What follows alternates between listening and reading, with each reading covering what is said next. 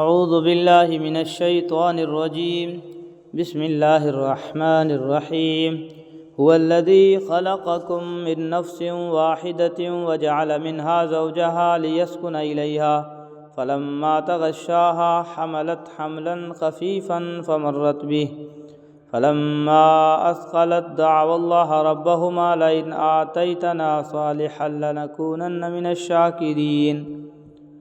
اللہ وہ ہے جس نے تمہیں ایک جان سے پیدا کیا اور اسی سے اس کی بیوی بنائی تاکہ وہ اس کے پاس آ کر تسکین حاصل کرے۔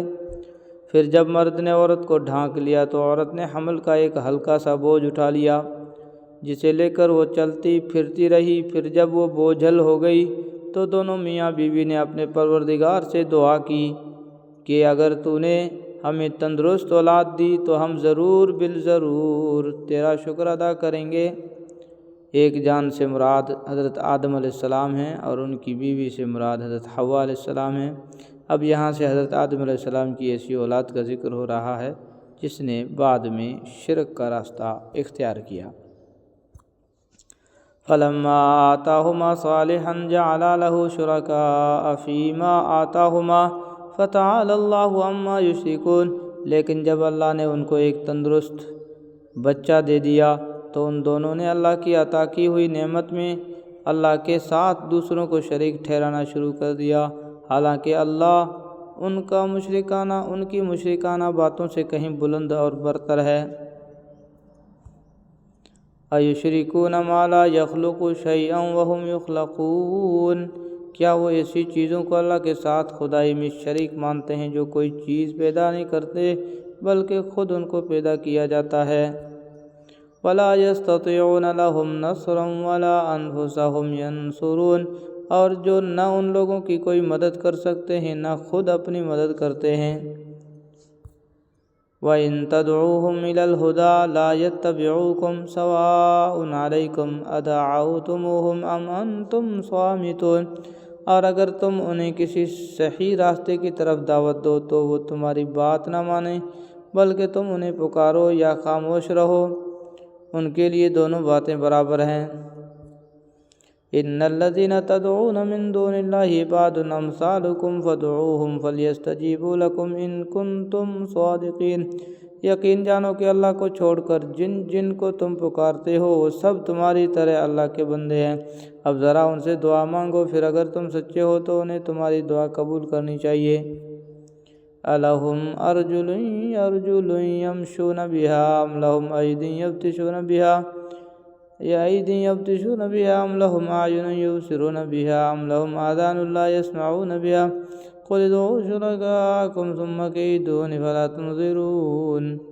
بھلا کیا ان کے پاس پاؤں ہیں جن سے وہ چلیں، یا ان کے پاس ہاتھ ہیں جن سے وہ پکڑیں، یا ان کے پاس آنکھیں ہیں جن سے وہ دیکھیں، یا ان کے پاس کان ہیں جن سے وہ سنیں؟ ان سے کہہ دو کہ تم ان سب دیوتاؤں کو بلا لاؤ جنہیں تم نے اللہ کا شریک بنا رکھا ہے، پھر میرے خلاف کوئی سازش کرو اور مجھے ذرا بھی مہلت نہ دو۔ کفار مکہ حضرت صلی اللہ علیہ وسلم کو ڈرایا کرتے تھے کہ آپ ہمارے دیوتاؤں کے بارے میں ایسی ایسی باتیں کہتے ہیں کہ ان میں کچھ بھی طاقت نہیں ہے، اس کی وجہ سے ہمارے دیوتا آپ کو معاذ اللہ سزا دیں گے۔ یہ آیت اس کا جواب دے رہی ہے۔ ان ولی اللہ ان ولی اللہ ان ولی اللہ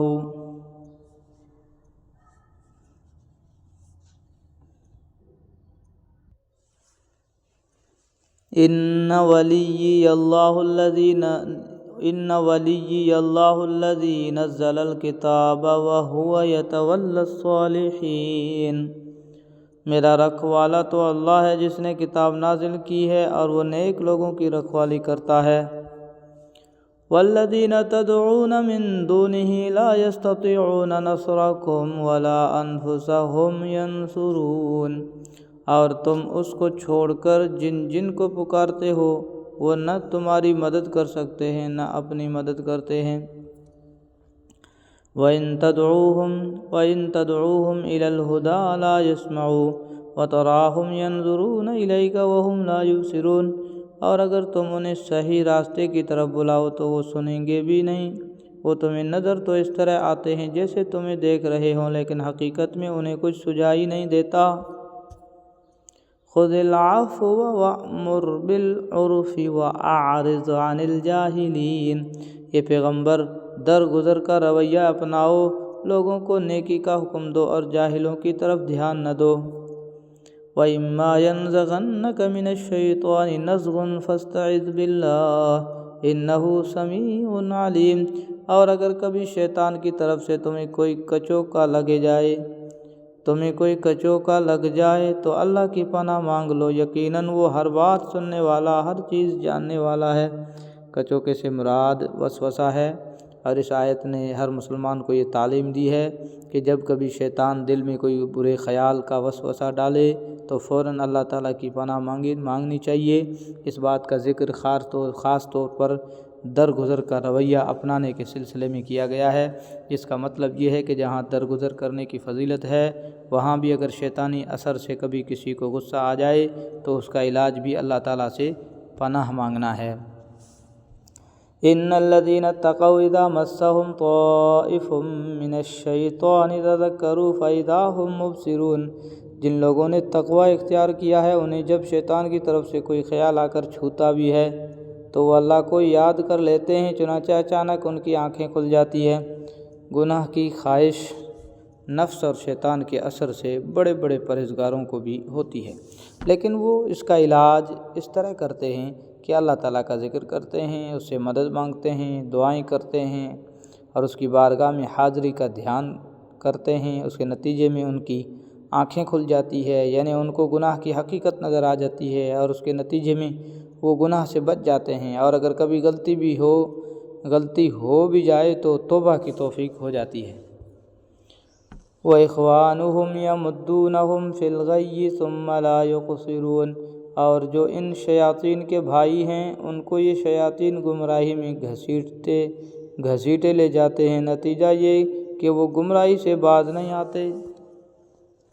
وَإِذَا لَمْ تَأْتِهِمْ بِآيَةٍ قَالُوا لَوْلَا اجْتَبَيْتَهَا قُلْ إِنَّمَا أَتَّبِعُ مَا يُوحَىٰ إِلَيَّ مِن رَّبِّي هَٰذَا بَصَائِرُ مِن رَّبِّكُمْ وَهُدًى وَرَحْمَةٌ لِّقَوْمٍ يُؤْمِنُونَ۔ اور اے پیغمبر، جب تم ان کے سامنے ان کا منہ مانگا معجزہ پیش نہیں کرتے تو یہ کہتے ہیں کہ تم نے یہ معجزہ خود اپنی پسند سے کیوں نہ پیش کر دیا۔ کہہ دو کہ میں تو ایسی بات کا اتباع کرتا ہوں جو میرے رب کی طرف سے وحی کے ذریعے مجھ تک پہنچائی جاتی ہے۔ یہ قرآن تمہارے رب کی طرف سے بصیرتوں کا مجموعہ ہے، اور جو لوگ ایمان لائیں ان کے لیے ہدایت اور رحمت ہے۔ حضرت صلی اللہ علیہ وسلم کے بہت سے معجزے ان لوگوں کے سامنے آ چکے تھے، لیکن وہ ضد میں آ کر نئے معجزات کا مطالبہ کرتے تھے۔ یہ اس کا جواب ہے کہ میں اپنی طرف سے کوئی کام نہیں کر سکتا، میں تو ہر بات میں وحی الہی کا اتباع کرتا ہوں، یعنی قرآن کریم بذات خود ایک معجزہ ہے۔ اس میں جو بصیرتیں ہیں وہ ایک امی کی زبان پر جاری ہو رہی ہے، جس نے کبھی لکھنا پڑھنا نہیں سیکھا، تو اس کے بعد کسی معجزے کی ضرورت ہے۔ وَإِذَا قُرِئَ الْقُرْآنُ فَاسْتَمِعُوا لَهُ وَأَنصِتُوا لَعَلَّكُمْ تُرْحَمُونَ۔ اور جب قرآن پڑھا جائے تو اس کو کان لگا کر سنو اور خاموش رہو تاکہ تم پر رحمت ہو۔ اس آیت نے بتا دیا کہ جب قرآن کریم کی تلاوت ہو رہی ہو تو اسے سننے کا اہتمام کرنا چاہیے، البتہ تلاوت کرنے والے کے لیے بھی ضروری ہے کہ وہ ایسے مقامات پر بلند آواز سے تلاوت نہ کرے جہاں لوگ اپنے کاموں میں مشغول ہوں۔ ایسی صورت میں اگر لوگ تلاوت کی طرف دھیان نہیں دیں گے تو اس کا گناہ تلاوت کرنے والے کو ہوگا۔ وَاذْكُر رَّبَّكَ فِي نَفْسِكَ تَضَرُّعًا وَخِيفَةً وَدُونَ الْجَهْرِ مِنَ الْقَوْلِ بِالْغُدُوِّ وَالْآصَالِ وَلَا تَكُن مِّنَ الْغَافِلِينَ۔ اور اپنے رب کا صبح شام ذکر کیا کرو، اپنے دل میں بھی عاجزی اور خوف کے جذبات کے ساتھ، اور زبان سے بھی آواز بہت بلند کیے بغیر، اور ان لوگوں میں شامل نہ ہو جانا جو غفلت میں پڑے ہوئے ہیں۔ ان الذين عند ربك لا يستكبرون عن عبادته ويسبحونه وله يسجدون۔ یاد رکھو کہ جو فرشتے تمہارے رب کے پاس ہیں وہ اس کی عبادت سے تکبر کر کے منہ نہیں موڑتے، اور اس کی تسبیح کرتے ہیں اور اسی کے آگے سجدہ ریز ہوتے ہیں۔ اس سے اشارہ ہے کہ انسان کو اللہ تعالیٰ کا ذکر کرنے کا جو حکم دیا جا رہا ہے اس میں معاذ اللہ تعالیٰ کا کوئی فائدہ نہیں، کیونکہ اول تو اللہ تعالیٰ کسی مخلوق کی عبادت یا ذکر سے بے نیاز ہیں، اور دوسرے اس کی ایک بڑی مخلوق یعنی فرشتے ہر وقت اس کے ذکر میں مشغول ہیں۔ انسانوں کو جو ذکر کا حکم دیا گیا ہے اس میں خود انسانوں کا فائدہ ہے کہ یہ ذکر جب دل میں سما جائے تو انہیں شیطان کے تصرفات سے محفوظ رکھنے کے لیے نہایت مفید ہیں، اور اس کے ذریعے وہ گناہوں اور جرائم و مظالم سے اپنے آپ کو بچا سکتے ہیں۔